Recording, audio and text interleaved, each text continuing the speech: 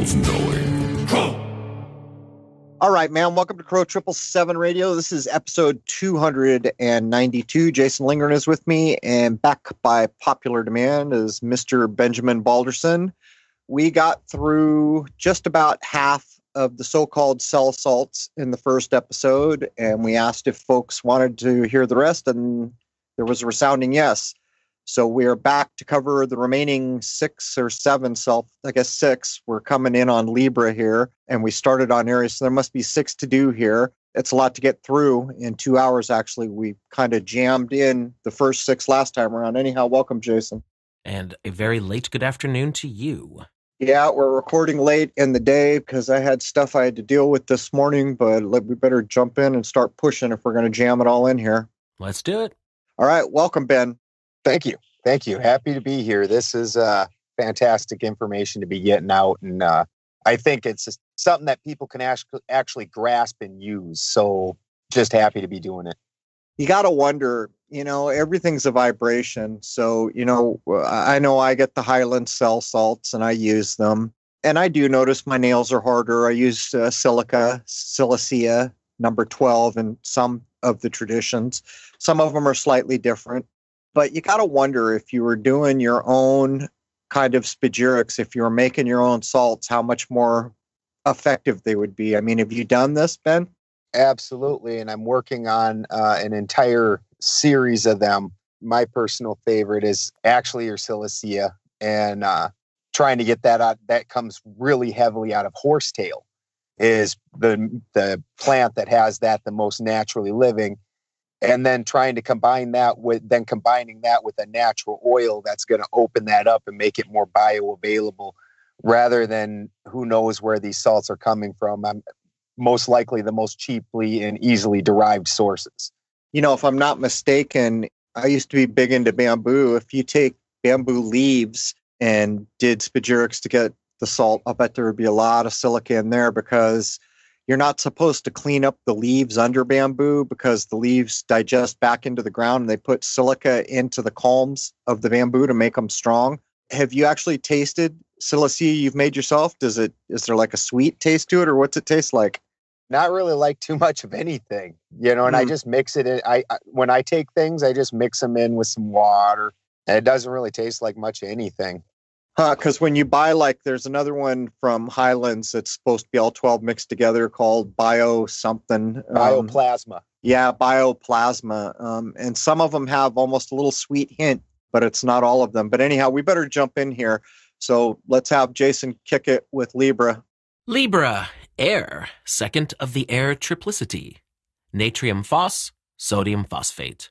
Its ruling planet is Venus, which is material. The scales of Libra will hang obliquely until the horns of the ram are placed under them. The Camp de Gablis. It's tied to the kidneys, the adrenals, and the bladder. Here we have reached the fall equinox.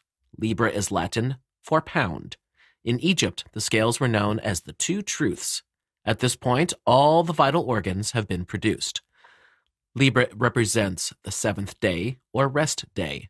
The Mount of Venus refers to the pubic bone above the genitals. Venus is named the morning star, and ancients associated it with Lucifer. The old name for the kidneys was the reins. Zodiacally, Libra joins Scorpio, and the nerves of the kidney connect directly spermatic plexus. The number 8 in tarot ties to this and expresses balance. The woman holding the scales is Venus. The stars in the constellation Libra are named Yugam. This means the yoke or balance. In Persian, Libra is a human holding scales in one hand and a lamb in the other. The star above the balance beam is green, tying the color green to the constellation. Libra represents the balance of involution and evolution. Spirit is the finest matter. Matter is the coarsest of spirit. This is the 7th cycle, the 7th day where rest is taken, which is matter moving from its dynamic form to its static form. So we're in that part of the zodiac that got me ripping the whole zodiac apart because I could show that it had been changed. The two prominent stars in the constellation of Libra are what got me going when I started looking at it. If I remember, there's Zubin el Shanubi and Zubin el Shamali, which basically I don't know whether it's Chaldean, I've forgotten. It's Arabic or Chaldean or something, means the northern and the southern claws. So it clearly shows that there was an overlap or a movement between the Scorpion and the Libra. But as everyone who's followed knows, I came to understand why the zodiac was changed. Apparently, there was 10 constellations. There were 3 added, or 1 supposedly turned into 3 constellations. If I had to guess, the 1 would be what we call Virgo now, that part of the sky, divided up into 3. But this part of the zodiac has a lot to do with the things we got to work out in the age we are. And we got into Mons Venus, the pubic mound, and all these things. It's exactly what it's about. It's about sex. Sex has to be worked out in our age. I mean, what would you add, Ben? So what's happened up until this point, where the point where it says involution and evolution, is we started out as the perfect germ, this perfect idea. And then this perfect idea that was formed of the cerebrum had to take on an antithesis, or the cerebellum, where it now is at war. Now, what we gained out of that, once we added in the mercury, which made the transfer between the two possible, is electromotive force. So this is where that's derived from, is that differential. Now we have the differential built up top, and the idea is complete and has power. Now we need to give that body so we can actually experience the idea.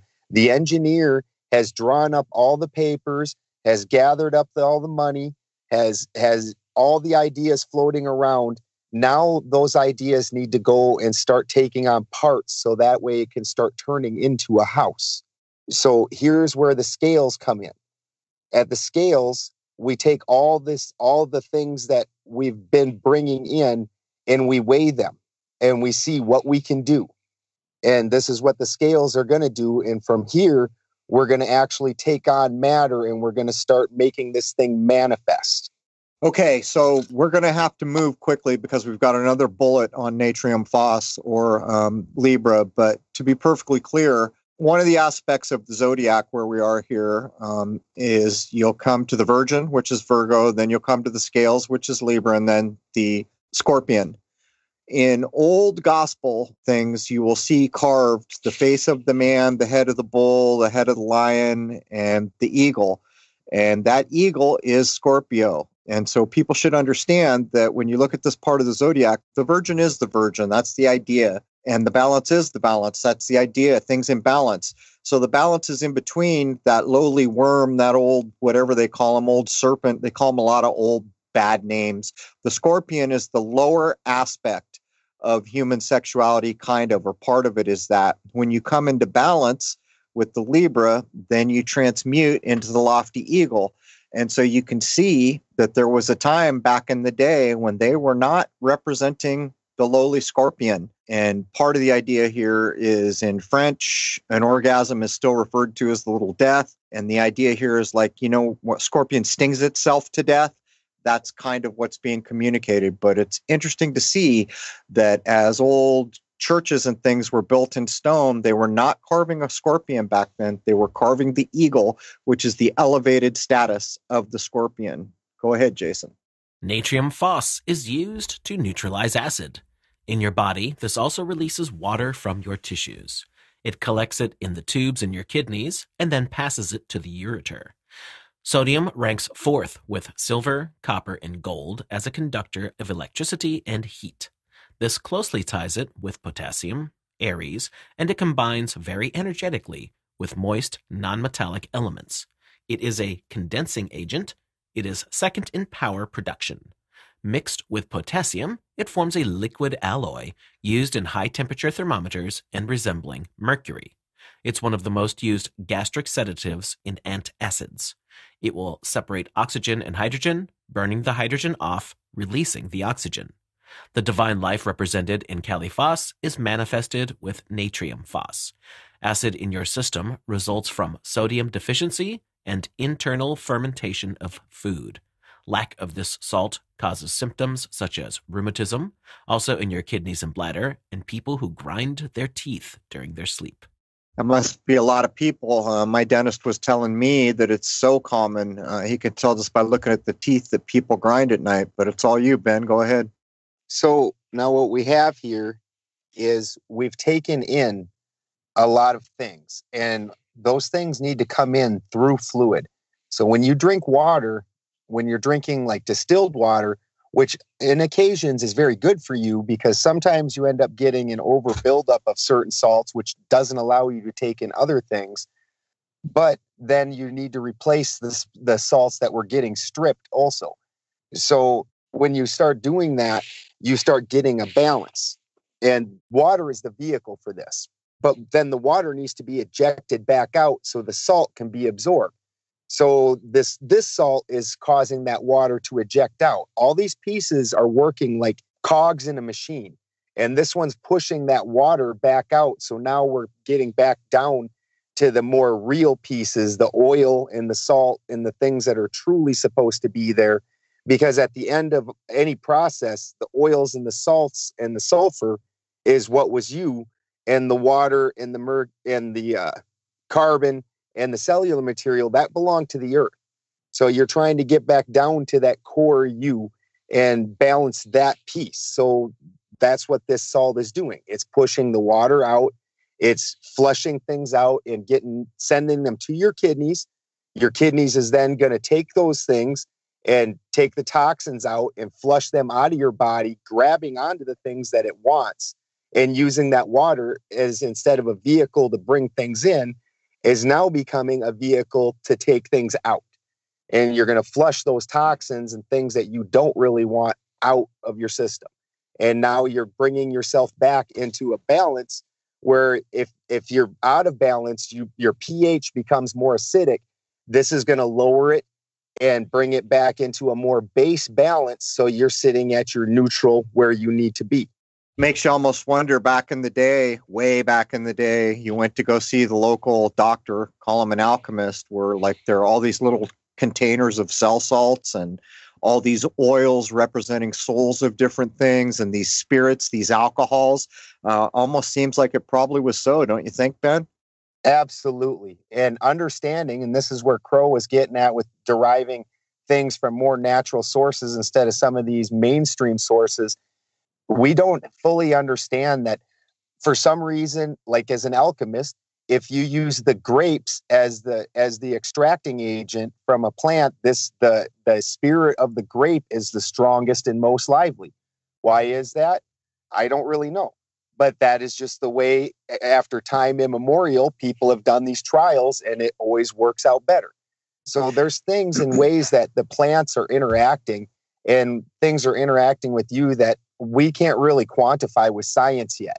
Even biblically, what you just said, the spirit of the grape is encoded and mentioned so many times. The blood of the sun. There's just so many ways they say it, but we better keep moving. So, Jason, we're going to get into that old arachnid, that crabby spider. Scorpio. Mars is the ruler. Calcium sulf, which is lime sulfate, which is plaster of Paris, powdered stone or gypsum. Behold, I give unto you power to tread serpents and scorpions in over all the power of the enemy, and nothing shall by any means hurt you. Luke 10:19. So this is the one that I had confused up with Virgo last time around. This is basically plaster of Paris when we're talking about calcium sulf. Here's one of the uses I know firsthand works. If you take a goodly amount, a palmful, put it into a coffee cup, boil some water, put it in there, stir it up real good, and drink it down, you will not be constipated in 30 minutes or less. It's almost immediate. And the way I read that what it's doing is it's lining your little tubes inside. And so, like, I take care of old people, constipation is a constant problem. So you're faced with, do I use these Go Potty teas? And everybody knows when you start using stuff like that, it's a slippery slope. Or do I use regular teas and use the calcium, Calisulf? I did. So I put basically plaster of Paris in regular green tea, and I have not had to use any kind of salt or chemical to break constipation. And what I noticed is once they have enough of it in their system, they're good to go. So you just kind of maintain. What do you think, Ben? Absolutely. That's exactly what plaster of Paris is doing, is even if you're on your skin, mixing it up like that and using it to coat over a wound, and it's on the outside of grapes. What this is doing is creating a protective film over things. So when we're looking at the scorpion, what's happening is we've now taken this divine germ, we've given it a whole lot of body, and now we need to protect that divine germ. So we need to give that a shell of some sort. And this had every place that you could possibly think that you're going to need a shell. That's what this is going to be the answer to. So if I'm not mistaken, I think the Kali Sulph in the Highlands, way they do it is number 3, pretty sure. But go ahead, Jason. Some of the names associated with this sign are Baal-zebub, Lord of the Flies, King of the Bottomless Pit, Satan of the Hebrews, the Gate of Hell, the Angel of Death, the Angel of the Sphinx. It was held by ancients to be a bird of bad omen. This is the beginning of the 5 harsh months of winter, and rendering it necessary to keep an internal fire. Scorpio is the 8th sign and allocates with the procreative organs. This ties it to the great nerve ganglia at the base of the spine, or sacral. The largest nerve in the body, the sciatic nerve, rises from this. This also branches to the knees. The sting of the scorpion interprets it physiologically as the loss of the built corpuscles. The holidays that correspond to this time period all include death and a stronger connection to the spirit realm. 1/10 of the corpuscles produced will be drawn to the testes. At this time, they will change from a neutered charge to a negative charge. These are now considered animal germs. So make the pun, man. That's great. It starts with an earthquake. You can see what goes on here in our world. So much of the fear porn, that you're going to hell, it's tied right to here, isn't it, Ben? These ideas that have scared the living bejesus out of society since the beginning of time, for the most part, are allegorizing the acceptable year of the Lord. And here's where we take the big fall. And you heard all the names given to that scorpion, that old worm, it goes on, and they're all negative. And Jason just described exactly why. We're going to hell in a handbasket here for 5 months. We ain't going to be able to grow anything. Pray to the Lord. We've set enough aside. We're going to have to kill things, survive. That's the older ideas. But nonetheless, here I am in the modern era with a grocery store, and I know darn well that I may go out tomorrow and it'll be below 0. I know darn well that if my car stops by the side of the road and someone doesn't come to help me, I could freeze to death out there. And that is the allegory of all time. And it's important to put these things into context, because in the current era in which we exist, this fear permeates. Look what's going on with Covidius minimus.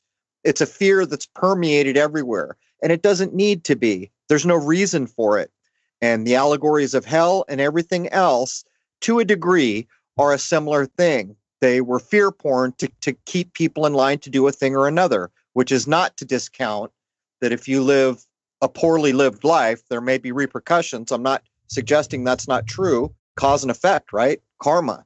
But the ideas of hellfire and everything, they're allegorized right to where we're coming in here, right, Ben? Absolutely. So what we've got going on here is the last line that Jason read, or the last couple at least, they really epitomized what's going on here. That 1/10 of the corpuscles that have been built up are now going to move down into the testes, and they're no longer going to be in circulation with the rest of the system. Now, when they're in there, they're going to change from a neuter charge to a negative charge, which is what gives them this animal aspect. Also, though, and this especially from my personal cosmology, Vili is also demonized in this way. And in fact, if you look at the word Vili, it spells vile. And this entire thing is demonized. But the thing that Vili gifted to man was man's walking power. And so with this, we also see that the sciatic nerve goes down to the knees and is going down to the legs. And if anybody's ever suffered from sciatica, your legs go numb and you can't walk right. This is your animal power. This is where you're getting your locomotion from. And so this is an extremely important thing.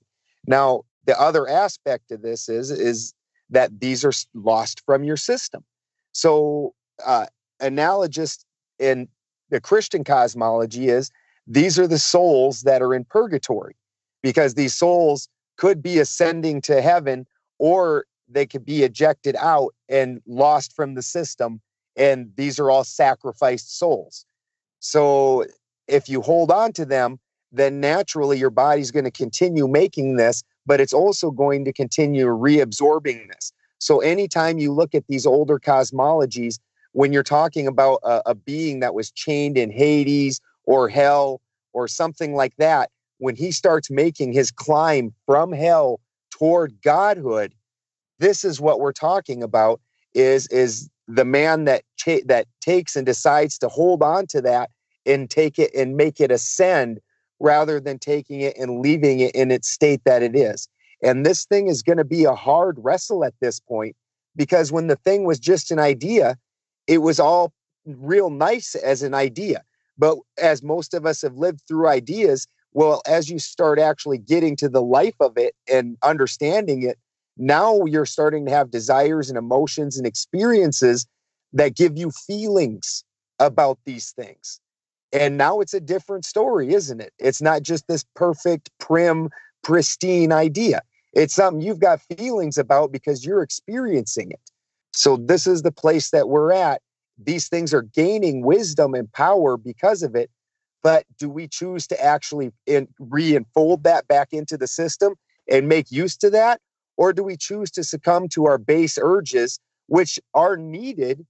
But if we succumb to them and let them become the control, which is the wrestling the bull, because now this thing has manifest. This is where material and spirit meet. The thing has manifest. Now you've got to wrestle with this idea, and it's got feelings.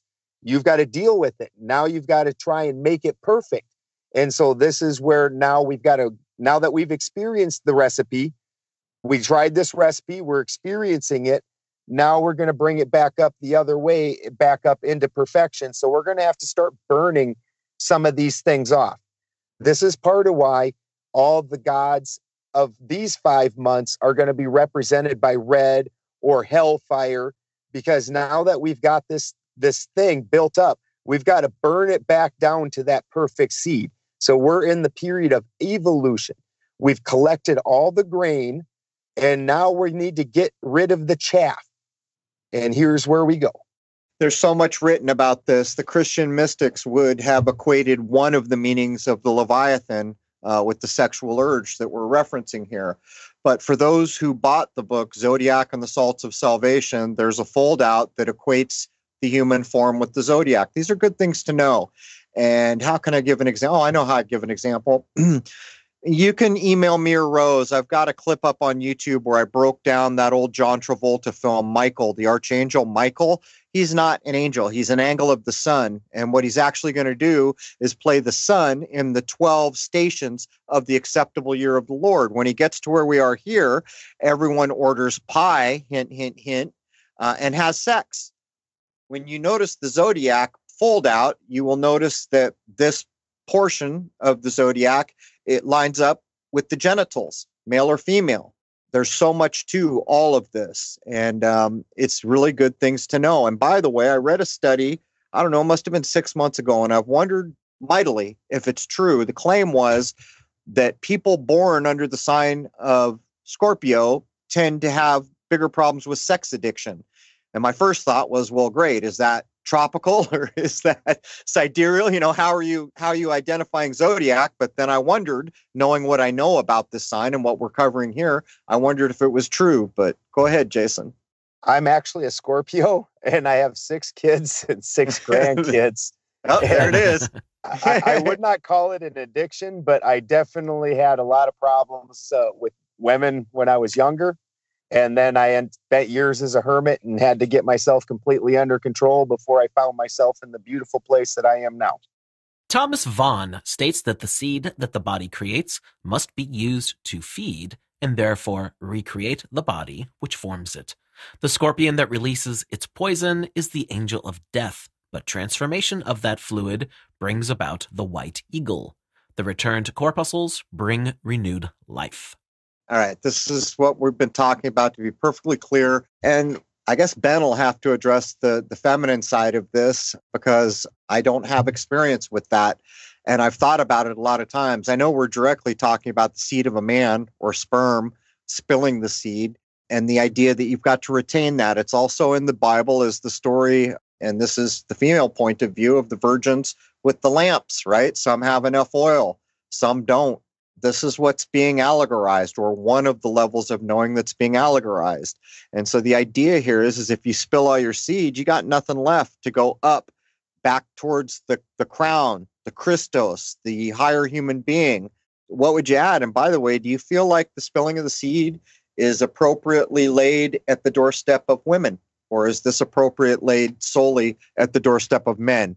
And I would have to, I mean, I know there's a female connection. I'm just not sure what it is, or they wouldn't allegorize it in the Bible as the virgins with their lamps and oil. So the female, the ovum also descends the same as the male testes when it comes time for these type of things. Where it really gets tricky in that is that the female then menstruates and flushes all of this material out. So there's not any reabsorption of the material. But then on the flip side, if instead of doing that, copulation does happen and insemination does happen, a few other things that we can really oddly look at also happen. Her basic DNA changes, and she accepts these fluids and starts and actually changes herself. So at that point, is this where the absorption happens for her and the reabsorption? So another thing you have to look at, and I'm not stating this as a matter of fact, just if you look at things historically, your prophets or your people that ascended and rose historically were always men. But then also the woman always, like in the story of Christ, where Mary Magdalene went into his cave, and there's also stories where she sang him back to life. So the feminine opens up the masculine is the way things work. And so that's a real weird, tricky subject. And yeah, it's one that would take a whole lot of debate with some real higher minds who aren't going to get tripped up on the masculine and feminine with that one. What I was getting at is it's clearly the spilling of a seed or self-gratification from a man's point of view, or basically masturbation, is spilling the seed and wasting it. If that becomes habitual, you're never storing any seed by. So I guess I've tried to reason it out from the women's point of view of self-gratification, and I don't think it's the same thing. But what I can add is all my years of studying Tibetan traditions and Indian traditions and the tantric methods where they're going for enlightenment in a single lifetime. It requires a female and a male, and they have to be at the same level. And they do engage in sex, but not to orgasm. Instead, all the fluids that we're talking about here are rechanneled up the Christos from the biblical idea, that oil. And that's what is used to push towards enlightenment. But there does seem to be a distinction from male to female about spilling the seed. I mean, do you agree, Ben? Absolutely. Because it would seem like, because the feminine is always opens up the masculine, is the way things work in nature. And when a woman starts, like if I'm out working in the field, unlike a lot of, because I think today is a weird exception because of all the perversion of having pornography and this extreme drive toward the spilling the seed. 100 years ago, when were not subjected to that in any way, you're out working in the field. You're not spending all day thinking about these things. So that part of your body's not active. And then as soon as you get around a woman and you start, especially when you've been out in the field all day, like say you've been working all month, and then you get around your wife and she's all nice and clean and done up, and you just walk by her and you smell her, and just immediately it's almost like a cat. You're just like, like, and immediately you can feel things just juicing up. Like when you're a teenager and those parts of you are the most active, all of a sudden you're standing with your best friend and a pretty girl walks by and you just punch your best friend in the head for no apparent reason. None. And then stand there and flex like, yeah. Mm-hmm. This is the allegory of the Leviathan being allegorized as the overwhelming power that just dominates who's ever experiencing the animal urge. And it's being pointed out that you have to get back in control, which is what you're pointing out, and why it's, Leviathan sounds like a monster, right? Well, from the Hermetic point of view or the Christian mystic point of view, it is a monster. It's an overwhelming monster that very few people know how to tame. But we better keep pushing, guys. Well, the thing is if you have tamed it, though, if you are that dude and you're the beast like that, well, now what kind of power do you have? You've got a Leviathan with you. So now you went from being this very weak being to having Leviathan power plus being in control of it. Now this is where we're talking about the godhood ascension, the Aquarian man. This is what we're leading up to. Well, how many movies have we seen where, like, the baseball guy who's the best hitter, the other side undermines him by getting a beautiful woman to hook up with him, right? So that he spills his seed and he's weaker and his attention is less and he's not going to hit the ball as well. How many times have you heard about the heavyweight bout? You're not allowed to be around women for a week or two before a heavyweight bout. This is the reason. It's just that people never really think, other than this is a movie for entertainment, what's being said.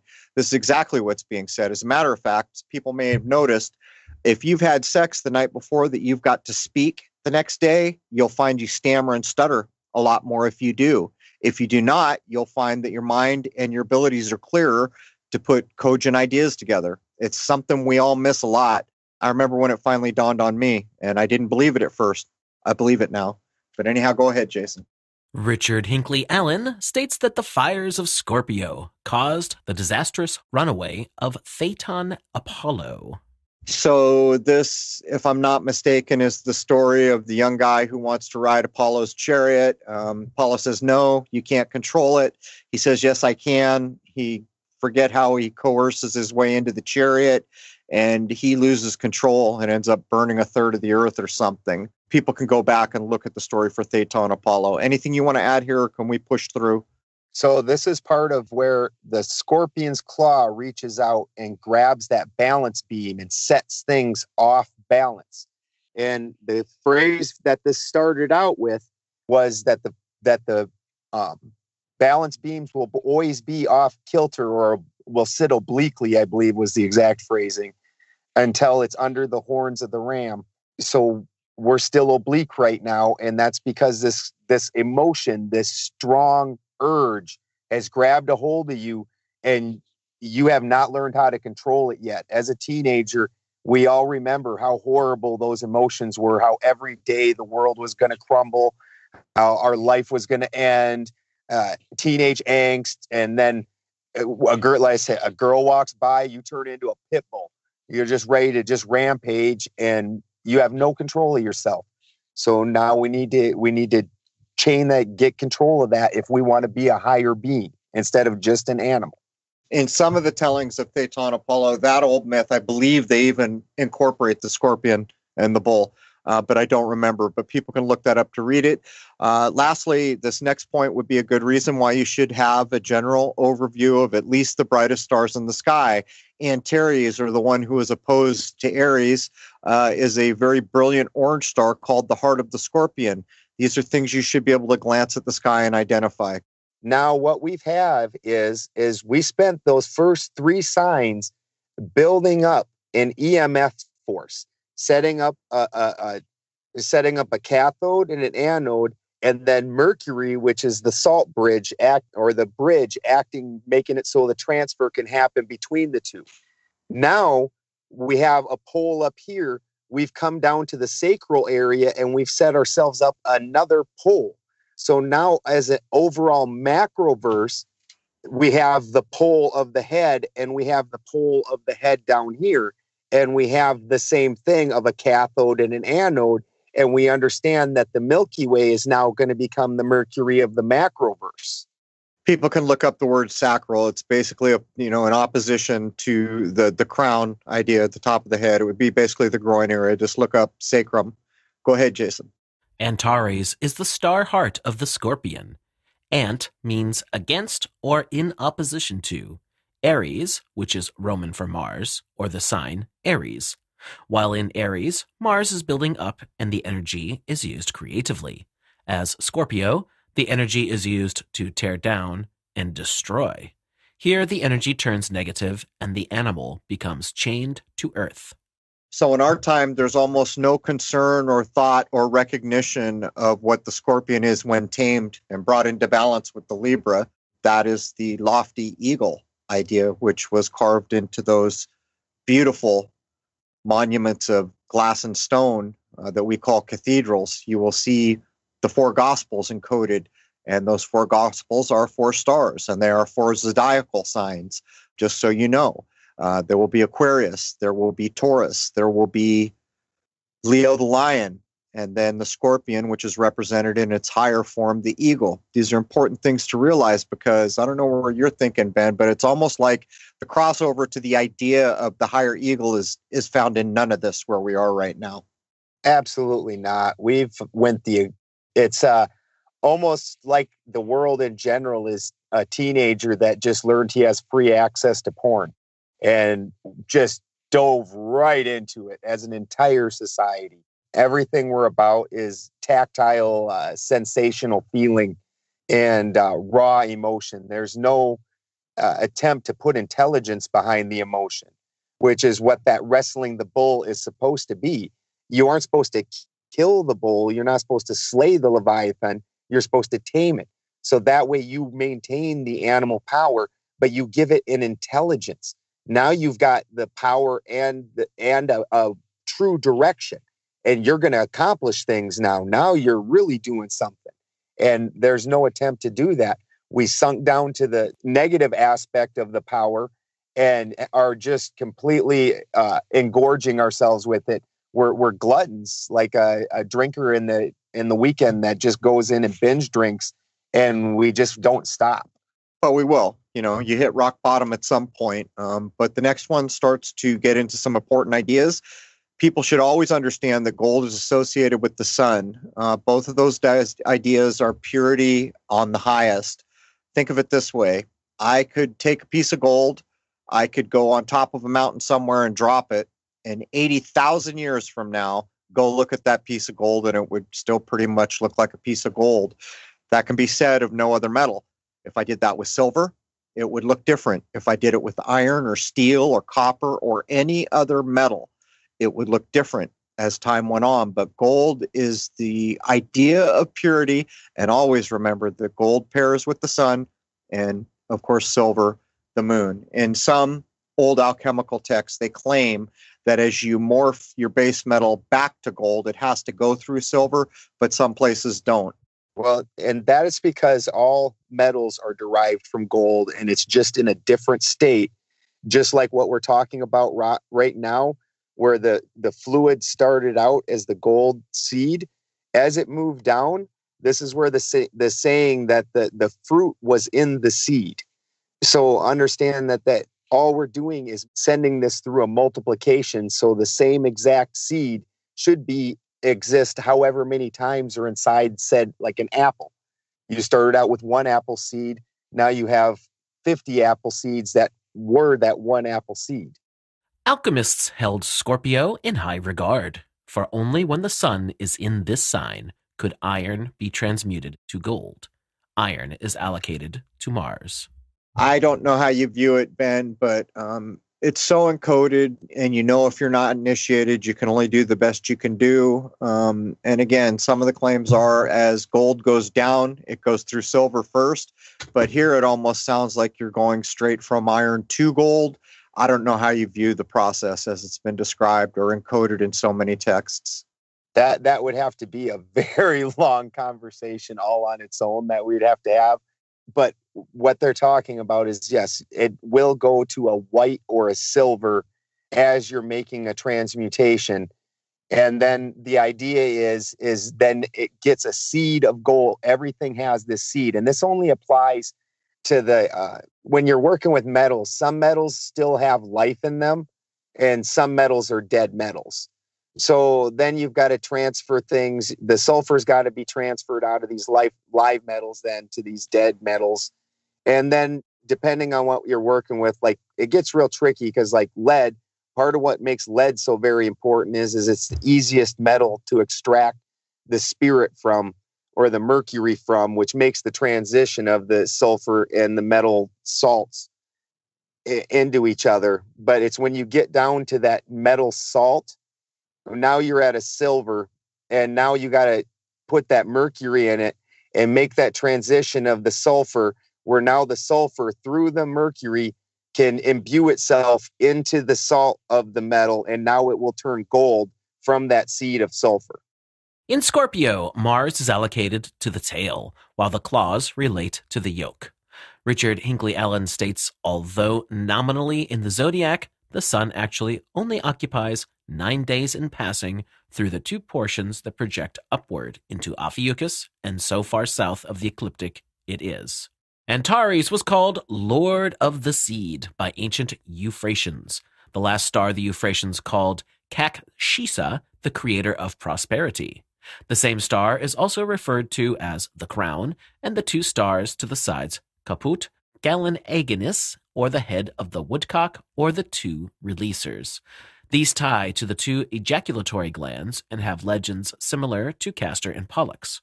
Pollux was a common term for genitals, and castrate derives from the same root as castor. The olden calter to Mars was situated in Campus Martinis. Their sacred festivals took place in March and October, the beginning and ending of a campaign. Scorpio is the 8th circle of life in which the desired nature is predominant. The symbol of the lower aspect of the emotional nature as seen in sculptures of Mithras slaying the bull, it signifies emotions are active through contact with matter. So what we have here and what we're noticing in all ways is that we've set up a cathode-anode situation. We have Aries as the positive, and now we have set up a negative. But through that, we have gained EMF once again over an overall body. And now what we choose to do with that electromotive force is what's going to make us great men. And that's where we need to move on to these higher aspects. So another good thing to do here is go read quickly a decent version of the myth of Castor and Pollux and reframe your mind to understand the levels of meaning and how many things took the name from these supposed, well, one's a god, one is not. Even has to do with boxing, castration, other things. Go ahead, Jason. Dr. Carey allocates calcium sulf or plaster of Paris with Scorpio. Plaster of Paris naturally is used in eggshells and skin, such as on a grape. Calcium sulf is used as a dressing for soil and to make casts or stiff bandages. Hydrous sulfate of lime is soft and easily scratched, but very little affected by acid. This is the most important fact when considering its use in the body. It coats all vascular surfaces and anywhere that must be protected from contact with fluids, such as your stomach lining. Ancient burial rites. The casket was made out of alabaster, a fine form of gypsum, and was thought to decompose with the body. Some of the symptoms of deficiency of this salt are pus or yellow separations. Also, apparently constipation is quite frequent in the modern age, and it has, as I said earlier, boiling this in water and drinking it, it's pretty immediate, the result. Go ahead, Ben. Absolutely. So what Crow is talking about is absolutely correct. Any surface that's going to be a mucous membrane's going to be the key word here. Now with pus, what we're talking about is that the cell wall integrity was lost. So now the whole thing just kind of turns into a mush, kind of like if you take an egg and crack it open, instead of now having a perfect little cell, now the whole thing just turns into a kind of general yellow gushy pile. Well, that's what pus is representing. So the shell has been cracked is the idea here. And that membrane has now been erupted. So now everywhere in your body, you're thinking of that membrane. And while we're talking about all of this, it's always going to be where everything we're talking about is fluid. So that membrane is needed and extremely important. All right, now we're going to jump over into my neck of the woods, Sagittarius and tropical on the cusp, and sidereal with Ophiuchus. Sagittarius is going to be silica, and in the highland salts, That's usually represented as number 12. So, of course, basically in the Highlands ideas, it's almost one-to-one with the months. But as you'll see in the forum, people have found other places that shuffle a couple of them around in the higher numbers. Go ahead, Jason.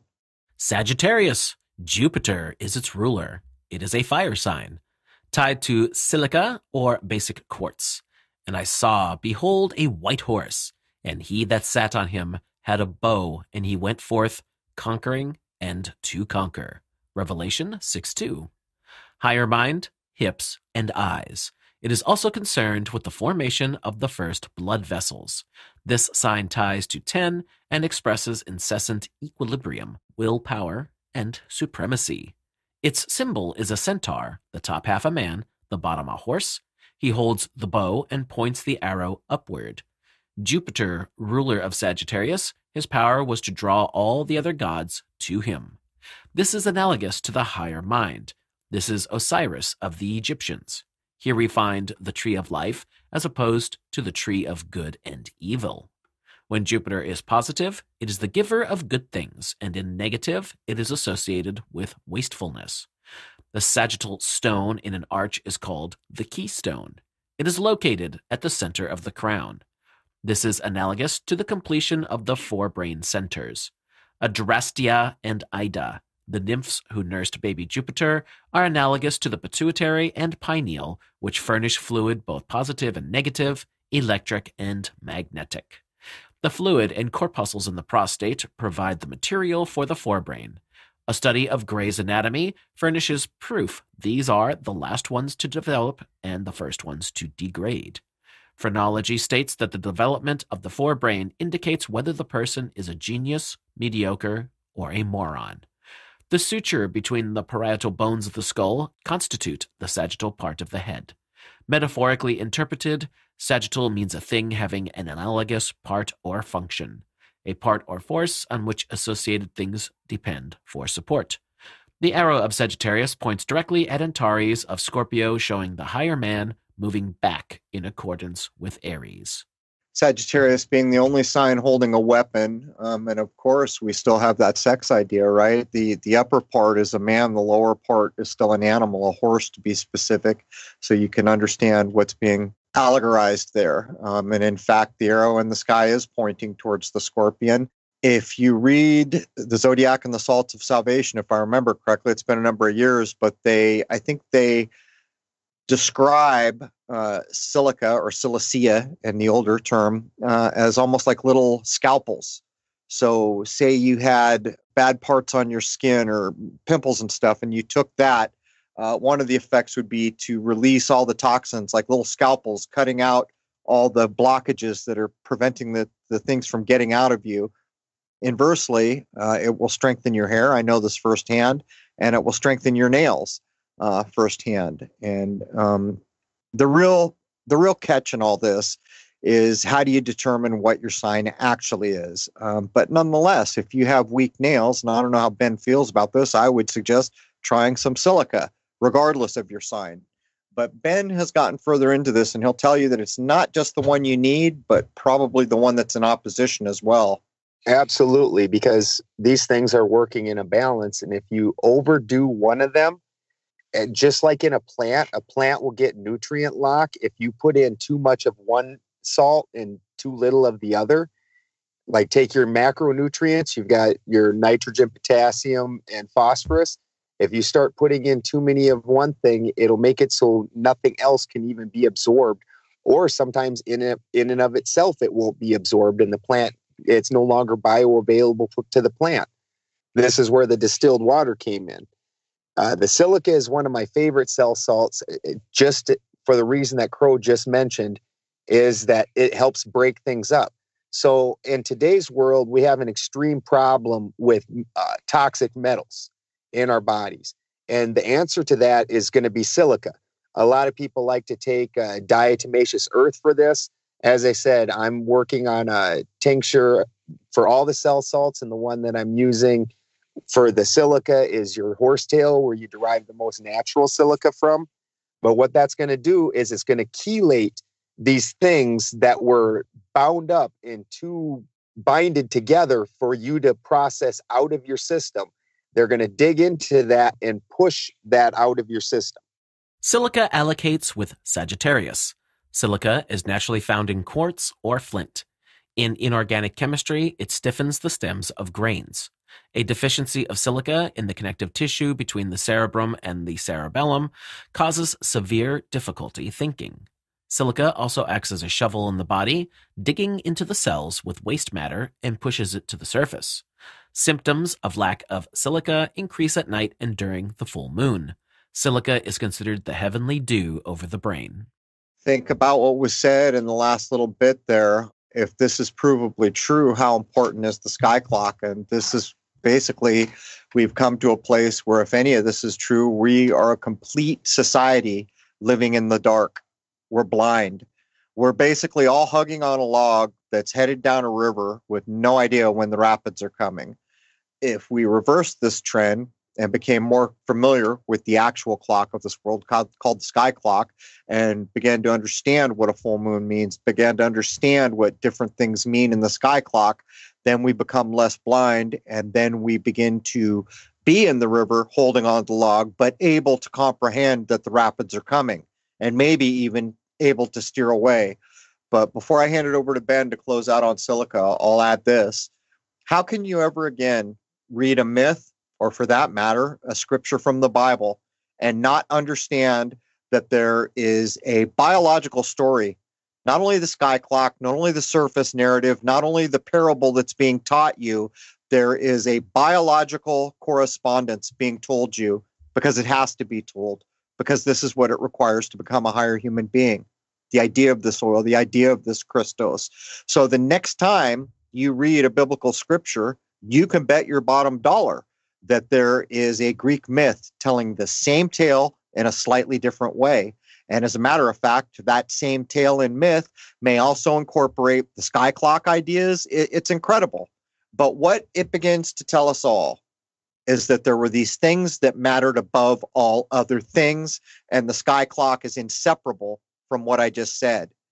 Now, back in the day, there were a hell of a lot more human minds, I would imagine, reaching for the pie in the sky, going for the gold ring than there currently are. We've taken quite a fall. But Ben, you want to wrap up and we can tie up hour one here? So with the Greek, I like that their analogy the best. They used, rather than the centaur, they used man gaining the Pegasus. And with the centaur, we're a complete animal in Scorpio. That man is now chosen to become higher. So he's working his way there. You're still half an animal. Now, then in the Greek analogy, the Pegasus kicks off and starts flying to take man and ascend, and he's still merged with Pegasus. Now, the stone that the Pegasus kicks off from is flint, which is your silicea or your quartz. Anybody that's dealt with quartz or flint knows that that's highly energetic if you strike it. You take quartz and you slam two pieces together, you get piezoelectric energy.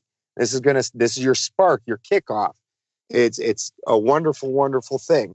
And if you enjoyed this book was supplied to me by an awesome gentleman named Jared. His YouTube channel is Girder, G3RD3R. Please go and like him and support him. And this has just been awesome. The other thing I'll mention before I wrap it up here for hour one is, do you recall back when we had some of the people teaching us how to take apart language and scripture and other things? Do you remember when I tested Dylan? I said, Dylan, tell me what sign of the zodiac we're in. And I took the scripture, and there I saw Philip gathering the last fruits or the final fruits of the season. And Dylan took half a breath and he said, you are in the sign of Sagittarius. How did he do it? Well, he did it in all the ways we've been busy breaking down. Understanding your old Greek myths, understanding something of cell salts, understanding the sky clock, understanding that they all tie together. But in the case that I just mentioned, because Philip, the name, means lover of a horse. And when is it that you pick up the last fruits? Well, the harvest is over, right? You've already harvested. There's a few more fruits left on the ground. So what part of the year must you be in? And it goes on and on and on. And so we have all continually showed up at Sunday school while the man in black assured us that Philip was picking up some fruit and there was no more to the tale. And I'm here to tell you, not only is there more to the tale, that tale has been told since the beginning of time in one way, shape, or form. But that does bring hour one of episode 192 to a close. We hope you'll join us on the other side at crow777radio.com. That's CRROW 777radio.com. And I'd like to wish you all a happy, healthy, and higher-minded new era. Cheers.